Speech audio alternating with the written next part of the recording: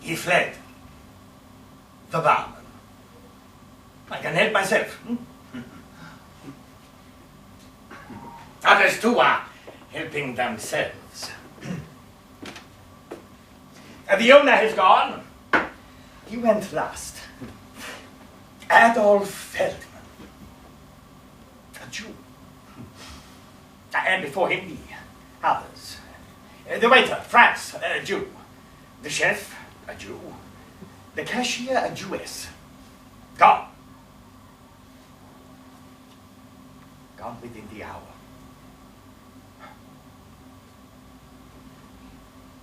God help them. My dear Baron, said Feldman, this is farewell forever. We are closing for good. Perhaps we'll meet again in some other place. We know each other.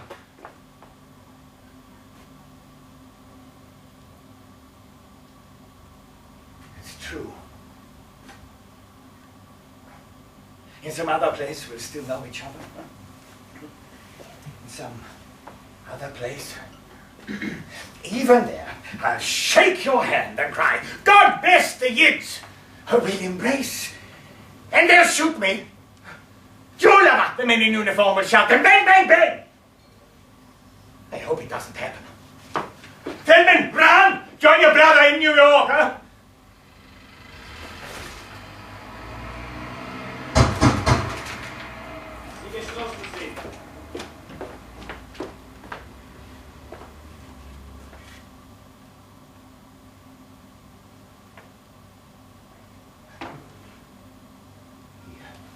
Turned off the lights. He lit some candles.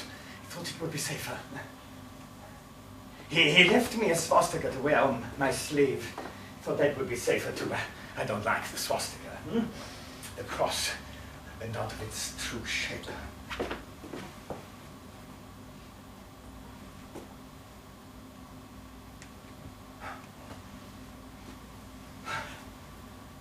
They've gone too.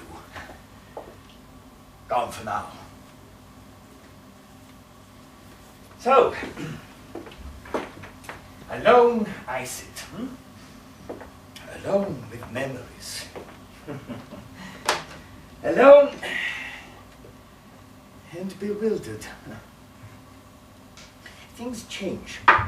They fall apart. They vanish. I was born in a village.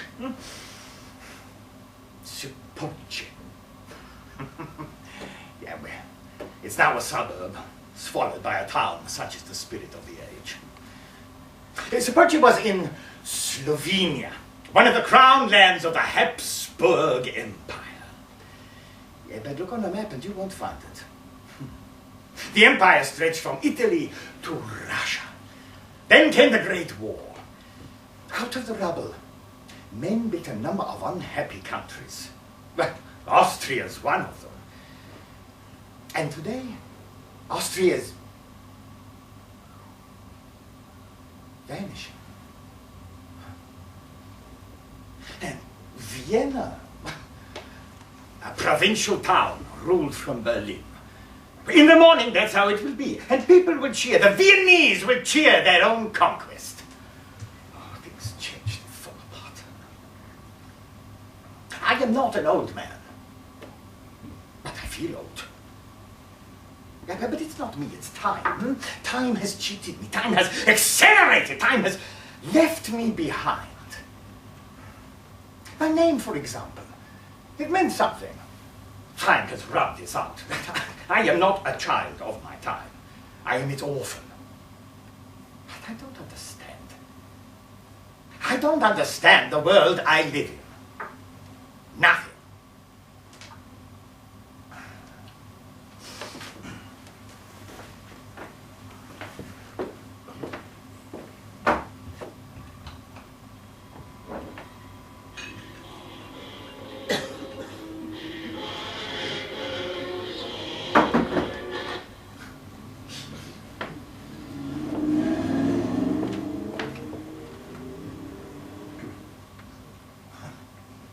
Racing to join the fatherland, racing to the next war.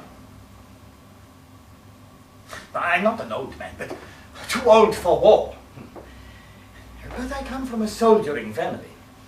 My grandfather's brother, for example, he was a hero. That man saved the life of the emperor, Franz Joseph, in battle at Solferino, one of the battles for Italian independence, one of the battles to build a country fit for Mussolini. Poor Austria. Huh? Mussolini to the south, Hitler to the north. Poor Austria. And tomorrow, Mussolini and Hitler will be neighbors. Farewell, Austria.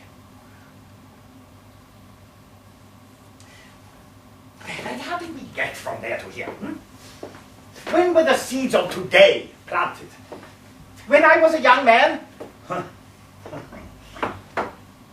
When I had no cares at all. Our world was disintegrating.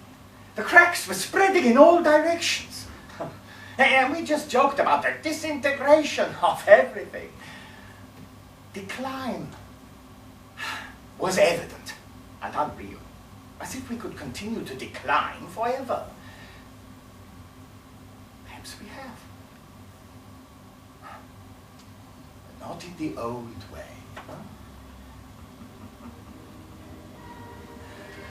Irony, indifference, the spirits of the age. Even love affairs were supposed to be lightly born, huh? One woman arrives, another departs, and the third comes along. That's how we spoke. I was in love. I had to hide my feelings.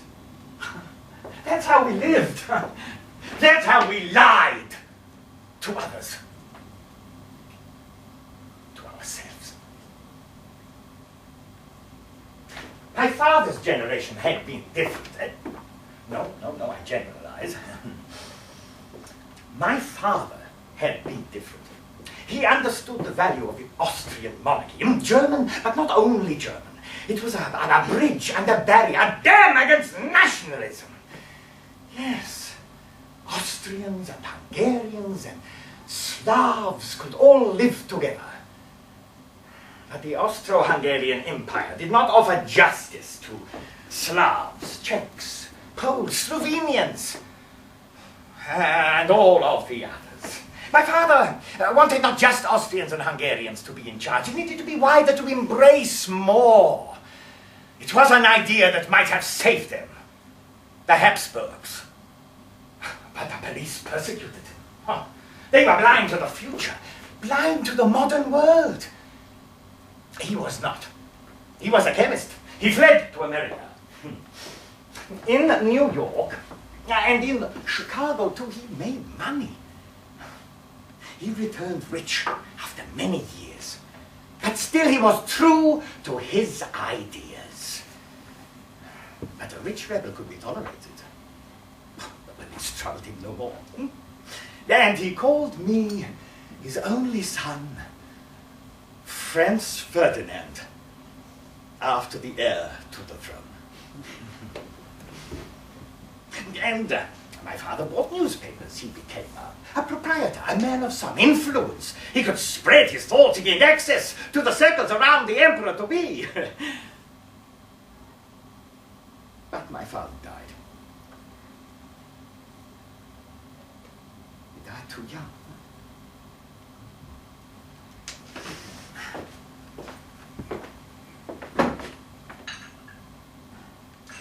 Franz Ferdinand was assassinated by a Serbian schoolboy. And the war ripped everything apart. An act of terrorism, a punitive response, a world in flames. Austria thought it must respond. Franz Ferdinand did not die alone. Millions followed him to the grave.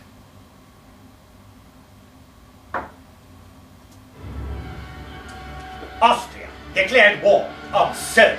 Russia declared war on Austria. Germany declared war on Russia. France declared war on Germany. Austria declared war on France. And England declared war on Austria and Germany. Farewell, old world. And me? Oh, I played my part. I acted the role that was assigned to me. Though the circumstances were a little odd. I wasn't in Vienna, not when it started, not then.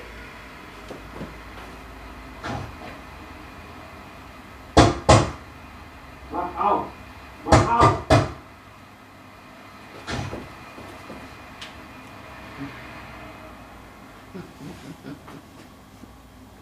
But I am now. To see things start again. The army has been ordered not to defend the border. After 5 years of ranting, Hitler has crossed over. Hitler has returned home. Hitler has returned to his native land. Hitler, the Austrian, Hitler, the German leader, is marching home with a grey, grim army. Is this the start of a new war? Is it at least the prologue to a war? Another world war? But the other started just 24 years ago, huh?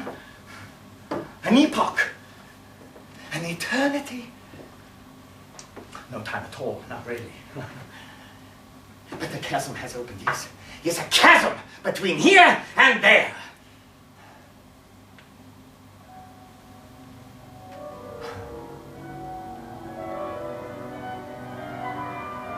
Think of me then. That boy, that elegant dust drifting about. Then, in August 1914, I was near the border, in that other world, that vanished place. Near the Russian border, in Zlotograd, a village where I was the guest of a man that I had helped. Man is rising! A Jewish cabby, not a usual friend. Not that my circle was anti-Semitic. No, the sons of minor aristocrats and rich industrialists weren't against the Jews. A generation before, the upper class had despised them. But anti-Semitism had gone down market. The lower classes were anti-Jewish. The upper classes didn't want to be vulgar. Jews were accepted out of snobbery. What fine people we were. But Hitler was not a gentleman. Nor is he now. And he picked up the values of the mob, and he shouted them out better than anybody else. And tomorrow, I am sure, he will put on a good show. On Heldenplatz, no doubt. But I digress.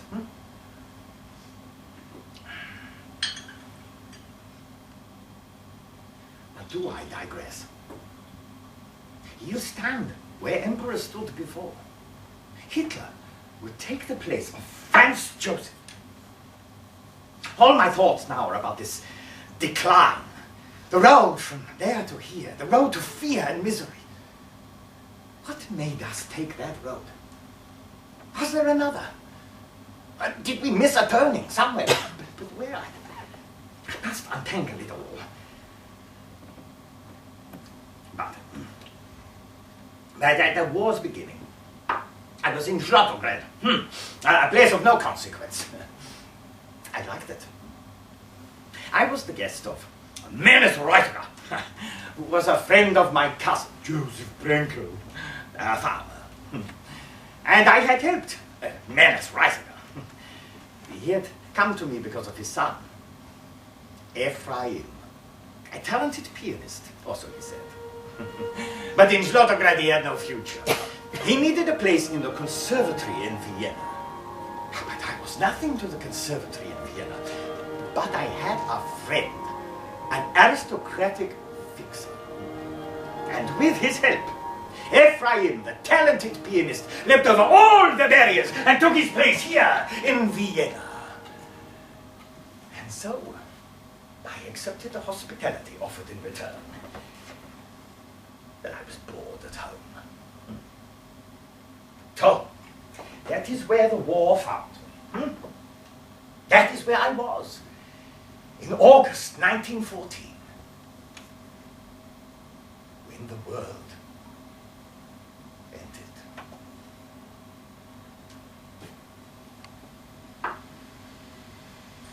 It's Thursday.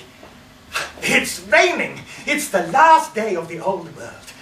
On Friday, a notice appears. To all my peoples. So Franz Joseph addresses us all. His words are here, in Zlotograd, on every corner. This evening, we have a drink. Mediocrity, Joseph Roth, and myself. We are in a tavern. A tavern where people were smuggled. That was the traffic. And I remember the agent, the trafficker, the agent of the ship owner. Matejtschuk, that was his name. And he sits shriveled in a corner. And nearby sits his charge, the traffic. Young men, deserters all. Matejtschuk's trade is simple. He entices soldiers to leave the Russian army and sail to America on German ships. In peace, possible. In war, impossible. Trade over. And there, near Matejtschuk sits his last batch. Caught halfway, no way forward, no way back.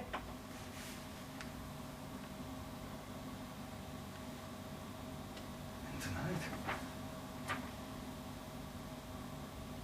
24 years later, I am like them. Where am I to go? I don't know. What life will I have under Hitler?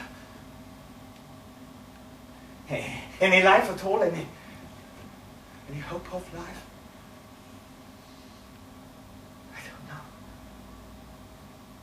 But in August 1914, my route is clear. I return to Vienna.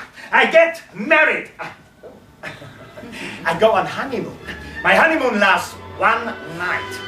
We go to Baden. We have 16 hours before I have to depart for the front line. Due to a whim of my mother, her oldest servant Jacques is there waiting for us at Baden. Black bowler hat in one hand, white hair bright in the sun, red roses in the other. He has roses for Elizabeth, my wife. He smiles. She says nothing. I look at my shoes. It lasts a second. It lasts an eternity. She takes the roses. We go to the hotel, huh? Jack collapses. Heart attack. My wife goes to our room. I run up and down the stairs between her and him. So passes the night, our wedding night, until Elizabeth cries, untouched and unhappy. My wife leaves. There is a note.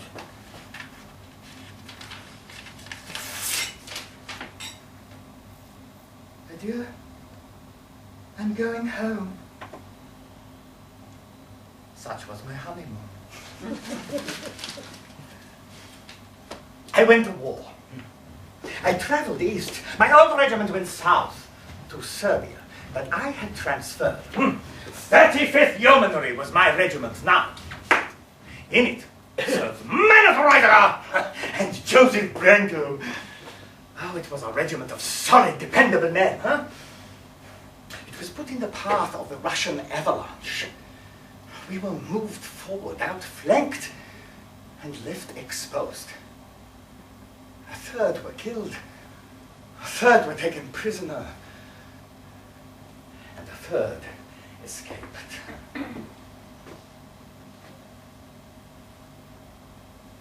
Prisoner of war, that was my fate. And Matejtschuk and Joseph Roth were prisoners with me. Yeah, and we went to Siberia. It took half a year. A young Cossack officer was put in charge of us. We became friends. In Siberia, he told me that I was dead, officially, if I so wished. And he offered to list us all as attempted escapees, to mark our names with a cross. So he summoned a horse and cart. He sent us to the world's most isolated spot, or so it seemed. We were taken to a Polish settlement with just one Pole. An exile, a rebel against the Tsar, a trader in furs, a solitary man. Oh, Baranovich! That was his name! Yeah. No man more solitary, no. He set us to work. Oh, the work was good. The life was good. It was all good and remote. As remote as another planet. Oh, the Great War raged on. History's bloodiest battles were being fought while we mended fences and the odd sleigh. And the seasons changed. And we cared for nothing but the things at hand. The isolation suited me. But man is wise guy, Joseph Roth. Drove them mad. They had a fight! The Pole couldn't stand a disturbance. Nothing should disturb that white tranquility. He sent us away. He sent us to prison. A prisoner of war camp. And he sent us with presents, tea and tobacco for the chief guard, whose name was Kumin. And Kumin accepted them and us. Equanimity he showed. Men arrived and left, and Kumin accepted it all. One day, I found a note pinned to my pillow. Huh? We're away. We're going to Vienna. Manus and Joseph were gone.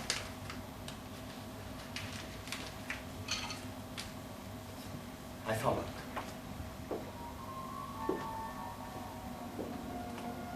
Christmas Eve in 1918.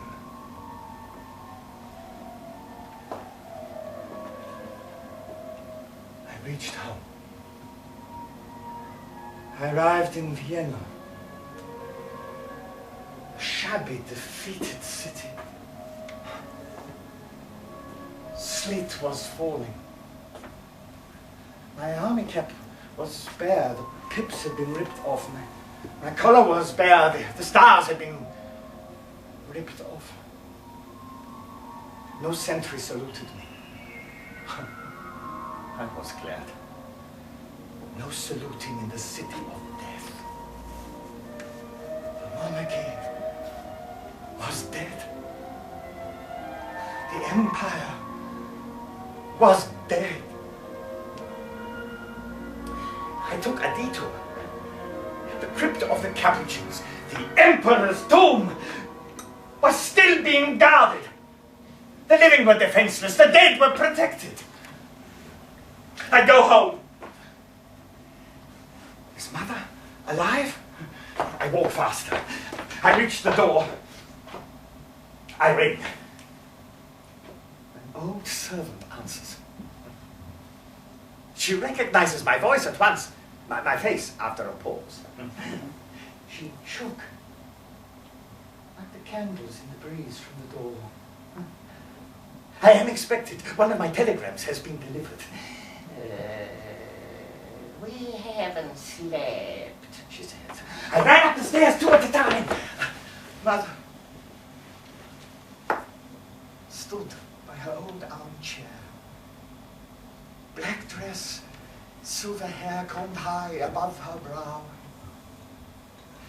She raises her walking stick in salute and gratitude. I cross the room. She leans towards me. She raises my hand. She kisses it. An extraordinary gesture that confused us both. Your coat's wet, she said. My jacket too, I answer. I take it off. I am home. And from a glance, it might have seemed as if the old life had been resumed. Mother had worked hard to provide dinner. Oh, so did almonds. Bread made from wheat. Chocolate, coffee, cognac. All things which had vanished elsewhere. Then she sat down at the piano. Chopin, she said. I loved Chopin. I still do. She touches the keys, but no sound came. Dead? I asked. I opened the piano. It was empty. My mother looked at me. I had quite forgotten. A few days after you went away, I had a peculiar idea. I forced myself not to play. I had the strings removed. Don't ask me why. Mother got up. She found me cigarettes. Oh, Egyptian cigarettes. Preserved for my return in damp blotting paper. I smoked.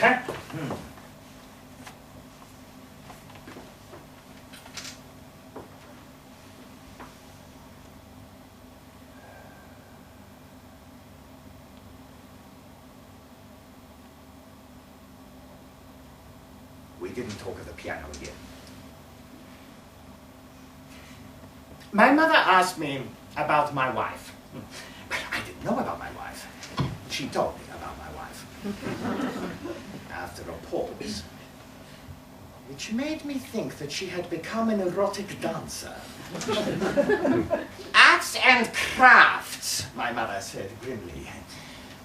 Brooches of fir tree, necklaces of old iron, rubbish made to look expensive, valuable seeming things out of worthless material. Where will it all end? Hitler is my answer now. But naturally it wasn't then. My mother said that my wife had also taken to giving talks, lectures impromptu on African art and atonal music. And that she had a female friend with short hair. With short hair! But she wanted me to see my wife the next day, first thing. Then she asked me what time I wanted to be woken in the morning. It was midnight. I barely slept in 4 days. Then she said that breakfast was at 8 o'clock, so I asked to be woken at 7. Well then, boy, you had better get to bed. Good night.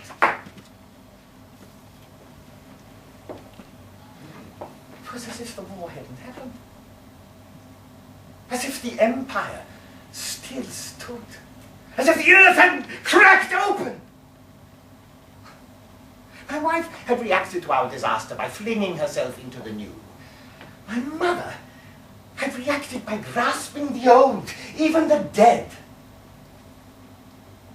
How clever Hitler has been to appeal to both sentiments, huh? I had not given time to the study of brown shirts, nor black shirts, nor red shirts, or what have you. I preferred to ignore them, but some things forced themselves upon me, huh? Men who called themselves radicals and men who call themselves conservatives have praised Hitler in my hearing. I've heard it in cafes and bars and on the street. He's a new and different thing. A national savior, so people say.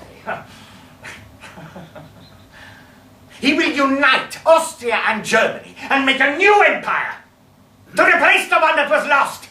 But the material will be bad.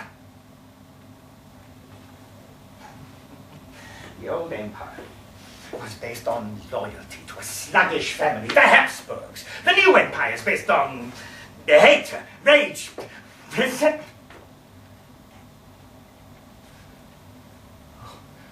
The future looks bleak, huh?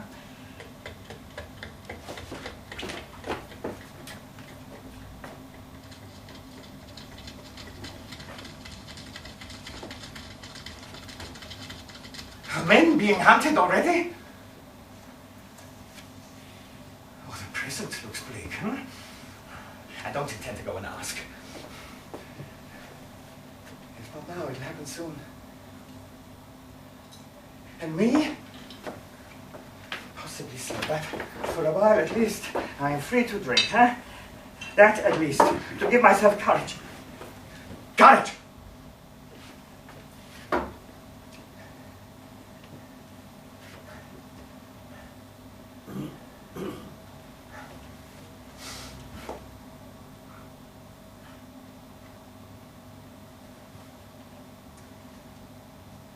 The war had turned my wife into a lesbian. I don't think that had been considered when the order was given to invade Serbia. I found her in a yellow studio. It was all bold yellow. It lacked curtains. They had been ordered, not yellow, orange, in case the studio wasn't strident enough. And shudder. She told me to help myself to a cigarette. She picked one up herself and jammed it into the corner of her mouth, all part of her casual attempt to look earnest. All made with my own hands, She said, referring to the studio, and she held up her hands to show me. Then she had me look at her designs. Well, designs for all manner of things. Carpets, shawls, ties, rings, bracelets, lampshades, and so on and so on. But each had the same jagged appearance. That was the style of the studio. Harmony out of the window. Her father walked through the door. A partner in the business. Oh, greeted me warmly, he did. Then waved an arm to encompass everything there. All made with my own hands, he said. And he held up his hands to show me. Then my wife's girlfriend arrived. She greeted me coldly. But still, she wanted me to be impressed. She looked about and said, all made with my own hands. She held them up to show me. Everything made 3 times over, it would seem. Huh? But it was her name on the door, Yolande Zatmary. But I hadn't heard of her. Her fame hadn't reached as far as Siberia. They were amazed. We went to a restaurant, a place I had once known, and still I recognized the chairs, tables, walls, even some of the stains on the ceiling were familiar. But the people, no. Strange faces. Strange times. Except for one waiter. Grandpa! Huh? Grandpa Leopold, over 70, then dead now. Oh, the sight of me gave him joy. His eyes smiled, his pale red-rimmed eyes half hidden by his pince-nez. Then his mouth grinned, his toothless mouth framed with white whiskers. Be a guest at last, He said, indifferent to the feelings of the others. My father-in-law laughed.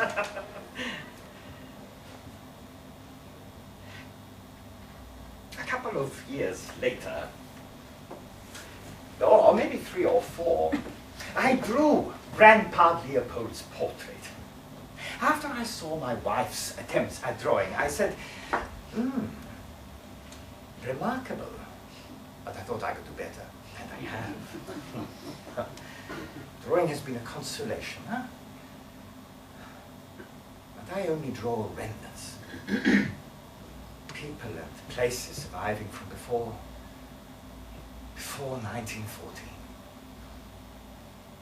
My drawing has remained a private passion and not the basis of any design. It played no part in the studio of Yolande Zetmery.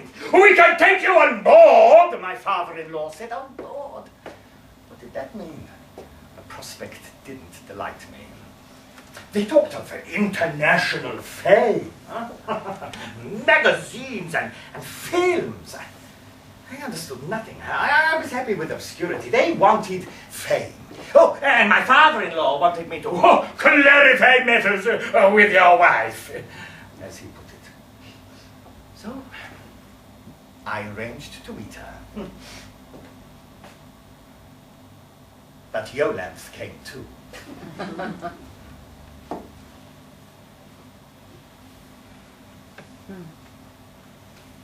wore identical clothing, including men's shirts and ties.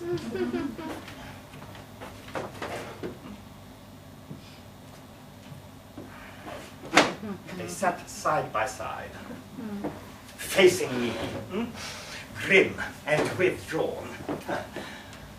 My wife's gestures were the same as her girlfriend. She had become an imitation.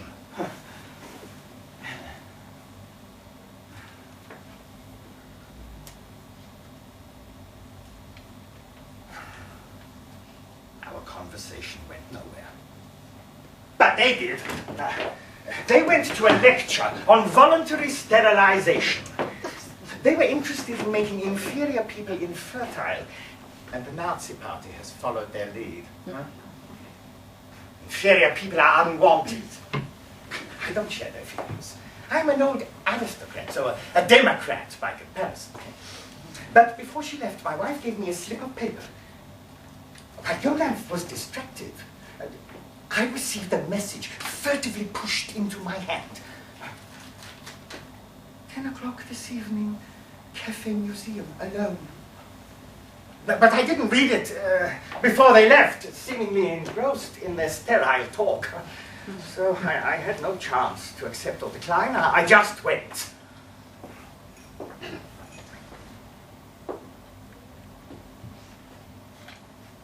It was lit by carbide lamps.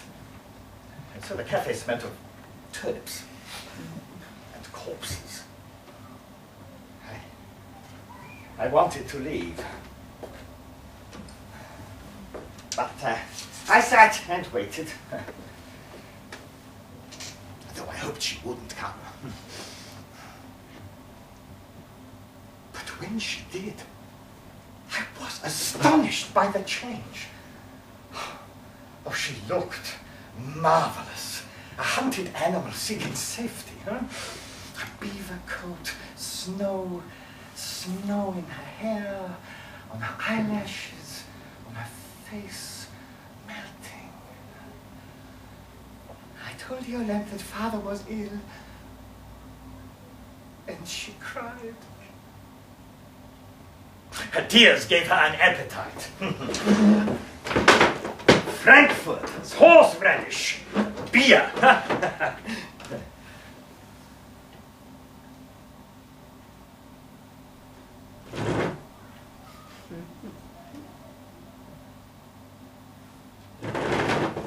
She moved closer.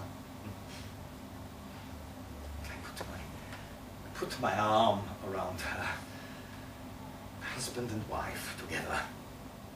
Finally. But she was due to return to Yolande. She asked me to walk her to her house. We got there. She asked me to take her away. We walked on, through the snow. We drifted across the city, silently. We crossed the canal. Our feet took us towards the Danube. We didn't get that far. In some narrow side street, we saw a light above a door. We knew what it meant. We went in.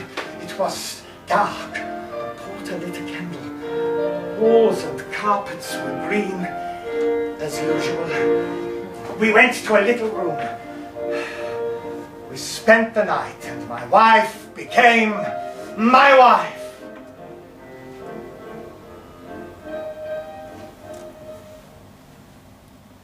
But in the morning she said, "Yolande," as if she had neglected some duty. But things had moved on, huh?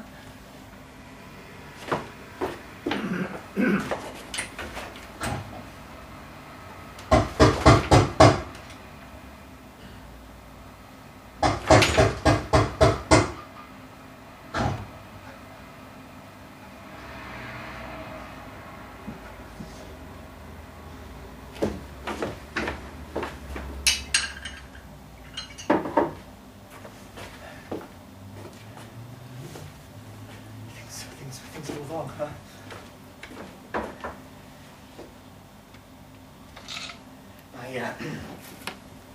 My father-in-law had been to see my mother. He said I could be taken on board in return for money. Well, we had been rich. But mother had invested in war loans. Those loans would never be repaid. Gone. Almost all our savings were gone. But we had the house, our family.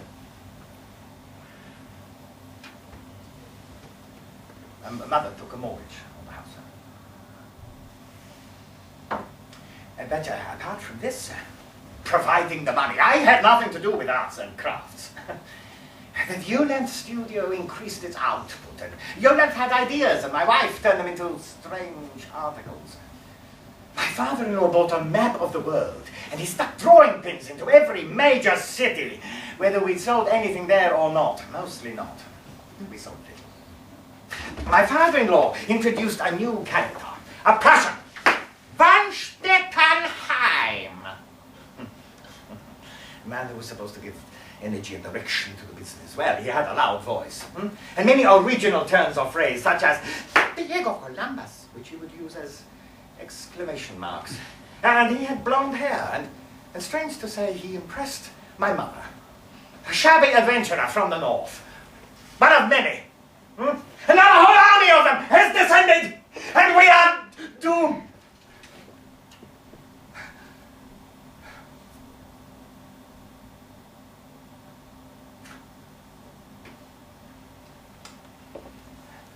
My friends hated Van Stettenheim. My friends, survivors of the war. Men who had proved themselves to be unfit for death. Bullets and shells had passed us by. My friends are Austrians, but not Germans. No, Hungarians, Poles, Slovenian in my case. And they come from countless other non-German places. That's where we were from. But we have clung to Vienna and remembered the cosmopolitan empire. We mourned its death. We mourned the Austrian idea. We disdain those who delight in living in a second Switzerland. We despise those who want Austria to be a lower Bavaria. But that is what we have become. Tonight.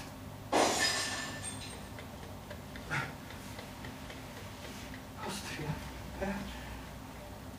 The little republic now seems a fraud. A fraudulent hope.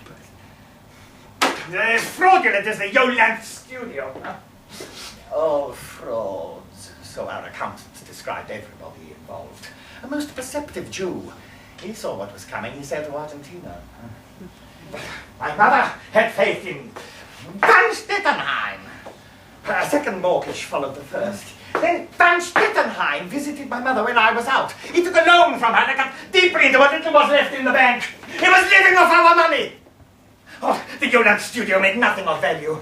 I lost my temper. I said, no more. We'd go on arts and crafts. And he insisted Elizabeth move in and live with us, become truly my wife. She did. We had a son.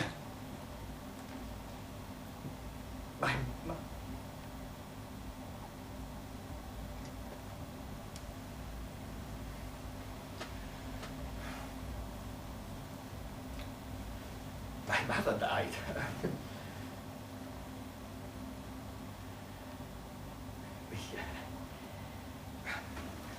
I converted our house into a bed and breakfast hotel. I turned our home into a business. Catching friends day dating, so it makes enough. I get by. I got by before tonight. But my family are gone. My father-in-law and your dad decided that films were the thing, huh? The new arts and crafts. My wife fled to become an actress, to be a shadow on a silver screen. That fame tempted her. And nobody can become a somebody. Obscurity can be escaped. Look at Hitler. The old world. People found satisfaction in being what they were. A harness maker, a table maker, a dressmaker. They would delight in improving themselves as they were. Now fame is all. Aristocratic titles have been abolished and people rush to fill the gap. Fame, the aristocracy of mediocrity. The desire to be famous is a disease.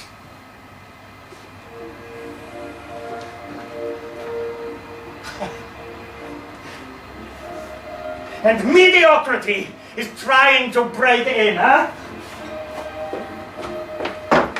Vicious mediocrity.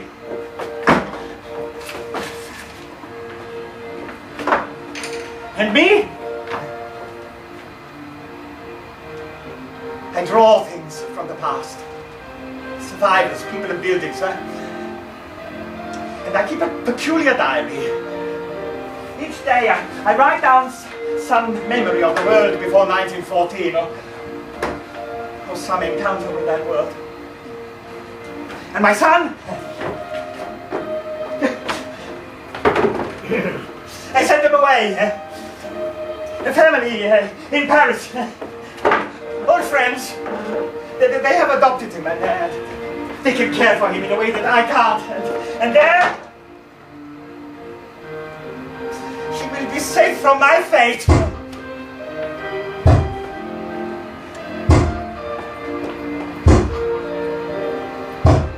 They're not coming for me. I'm not on the first list, I'm sure. I expect they won't drink at the Jew's expense.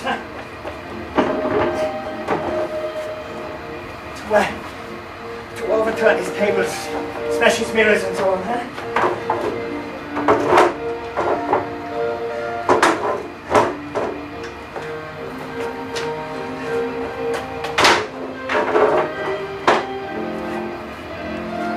But I am not safe.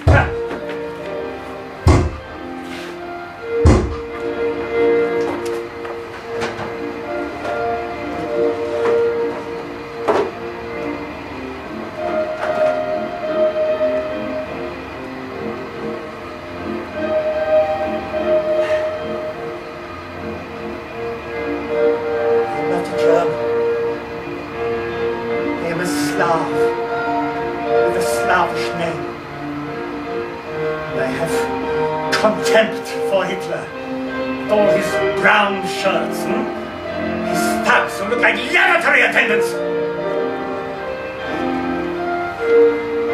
I've been careful with my words. I'll escape tonight, I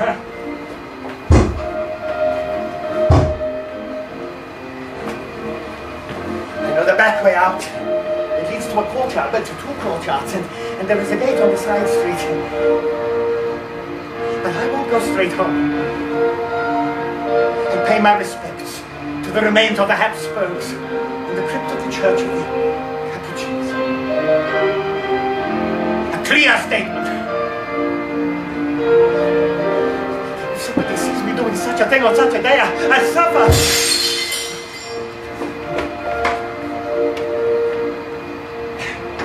But I must be loyal to them, to be loyal to myself.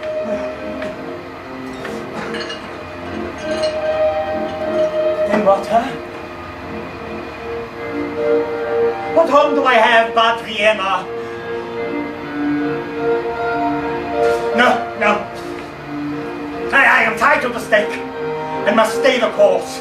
And the same is true for Austria.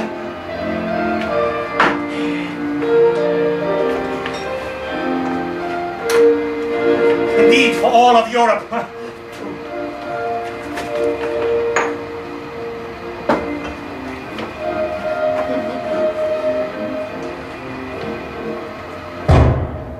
The devil walks abroad in the 20th century. He hides behind the swastika. But I can see him.